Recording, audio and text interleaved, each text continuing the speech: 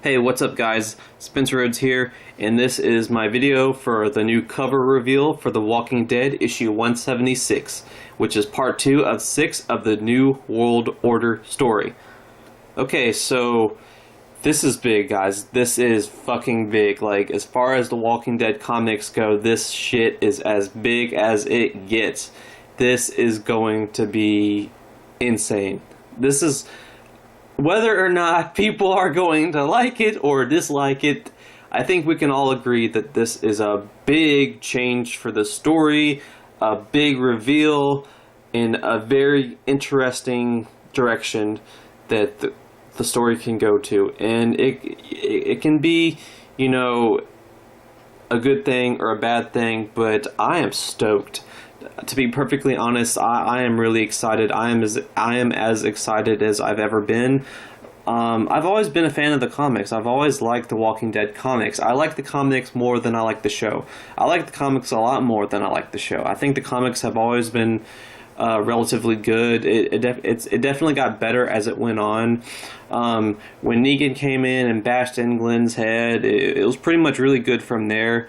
There's a few moments before that period where I had some kind of issues, or I was a little bit bored with the story and with the characters, but when Negan came in and bashed Glenn's head, it was non-stop excitement. And since then, I have really loved where the comics have gone. I think it's become more realistic, and whereas the show is kind of like a Shakespeare play, you know, it's a lot more it's a lot more like a soap opera, and Robert Kirkman himself has said that The Walking Dead show is a soap opera. It's dramatic, it's kind of Shakespearean, and the comics are just real. Like, the comics are all about what the zombie apocalypse would really be like, you know. And this is about 5 years, I think, give or take, about 5 years into the zombie apocalypse. And I know some people want it to just continue to be, you know, Alexandria safe zone and the other communities and bad guys coming in and fighting and people getting killed and rebuilding, and bad guys coming in, fighting, people getting killed, rebuilding. It can't be like that forever, because it would just be boring. We had All Out War, and then we had the Whisperer War. It's been over, what, it's almost 50 issues since the end of All Out War, so it's honestly been a while. I mean, we're almost 200 issues into this story. We're 5 years into the story, and at some point it has to be something besides death, death, death. At some point, if, you know, 0.5% of the human race is still alive, it has to have something besides death. We're getting to the point where, since it's 5 years into the zombie apocalypse, it's not going to be just people dying and zombies killing everyone. At some point, it makes more sense to have the story be about rebuilding, about civilization rebuilding, about the world coming back, about the human race taking the world back, so to speak. You know, there's always going to be zombies. The zombies are always going to be a problem, but I'm really fascinated in seeing 5 years into the zombie apocalypse and actually having people survive, and having civilization rebuild, and having, you know, thousands, maybe thousands of people being together, and having this presidential leader that we see in this cover. I think that is as fascinating as anything else. You know, we've seen glimpses of, you know, the world, you know, 5 years into the apocalypse. We've seen, like, cities and buildings covered in grass. We haven't really seen much of that, you know. That was like the first time where we actually got away from Alexandria and actually saw the rest of the world. And I think that's really interesting, and I think there's a lot to explore here. There's a lot of potential. There's always going to be danger. There's always going to be a threat. There's always going to be characters dying and fights, because that's what The Walking Dead is. But it could be elevated to a new level where there's thousands of people involved, and it really does seem like maybe how it was 2,000 years ago, where people were coming together and adapting and living together and eventually developing communities that eventually turned into, the government, and people inventing things like riding horses, and, people eventually building cars. I think the world is kind of restarting. We're restarting the human race to where, eventually the zombies won't be a problem anymore. 200 years from now, the zombies won't be a problem anymore. We'll pretty much have the world back. And I think that really kind of makes sense. If 0.5% of the human race is still alive. I don't know exactly what the numbers are. I'm going to guess it's probably 0.5%, maybe less than that, maybe like 0.3%. But if those people are still alive 5% into the apocalypse, they should do something besides die. They should do something besides struggle, besides fight, besides be overwhelmed by zombies. That's just not interesting. We've seen so much of that in other zombie end of the world media. It seems like every zombie story, it's either the zombies win, the human race is gone, or it's like a 1 month thing, or it's just like a little scary, like a little threat, and like the government blows up like that part of the world, or it's something that lasts for like a month and then it ends, and then everything's okay. We've never, as far as I know, we've never had a zombie story go this far, show what it would be like 5 years into the apocalypse, and showing, the human race actually rebuilding, actually restoring a system, restoring civilization, and restoring order, and there being a new leader, and there being, not just a group of 100 people or a group of 200 people, but thousands of people together, alive, functioning, making machinery, making roads, making cars, like, hell, playing fucking Super Mario 64, like, just everyone kind of taking the world back and restoring things a little bit at a time, to where one day, there's not going to be, zombies, or maybe there will always be zombies, but they're not going to be, this big horrible threat, because the world will pretty much have rebuilt itself and the world will come back. And not only do I find that really fascinating, but it's also hopeful. Why does The Walking Dead have to be despair and loss and just the constant circle of bad guys versus good guys and zombies? Why can't we get to a direction where the world has kind of come back, and the world has kind of come together, and all of these thousands of people have come together and invented a new system of living, and have actually continued to rebuild the world? Why can't we see the world continue to rebuild itself? This comic series is 176 issues in. Well, 173 issues in right now, but we have the covers for the next 3. And I think this is what they should be doing. We've had all the fighting, all the violence, all the bad guys versus good guys. We've done that to death. I think a lot of people criticize the Whisperer War, and I thought the Whisperer War was fine. But I mean, that was really the last big attempt at the bad guys versus good guys. Alexandria being happy, being peaceful, and then a group of bad guys come in, the good guys and the bad guys fight, a lot of good guys die, the bad guys die. All Out War did the same thing, although I guess the saviors are still, some of the saviors are still alive, but they're at peace. So the Whisperer War was kind of a second attempt at doing All Out War, because they didn't want to, rush into this storyline, where they're showing all these new people, this new way of life, where it's not just about survival, and it's actually people having a system, and it's not like Alexandria, it's not like the Hilltop or the Kingdom, it's thousands of people. It's almost like it is now.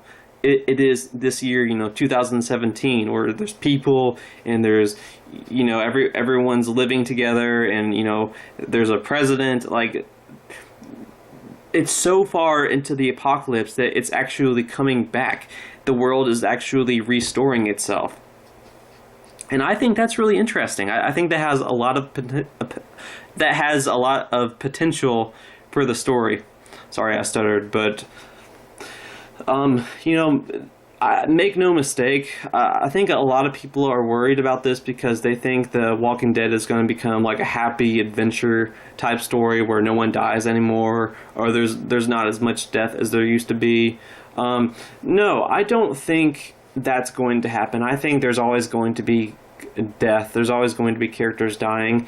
If it doesn't happen as much as it used to, that's just realistic. Robert Kirkman said in a letter hacks, some people are complaining that the characters are becoming more hard to kill, and that's just because they're becoming smarter and they're adapting. The people that are still alive right now are really intelligent, really strong people that aren't easy to kill anymore. You're gonna have a lot of moments where characters almost die, but they don't die because they're too smart for that shit. They've lived 5 years into the fucking zombie apocalypse. They're not gonna die easily. But there's always going to be death. Andrea died after living forever. That was a really big moment, and I think it actually worked. I think the story has kind of made her death worth it, and I think the comics are as good as they've ever been. And I'm really looking forward to this issue, and I'm really looking forward to this new direction into the story. And it's not. Some people want this whole.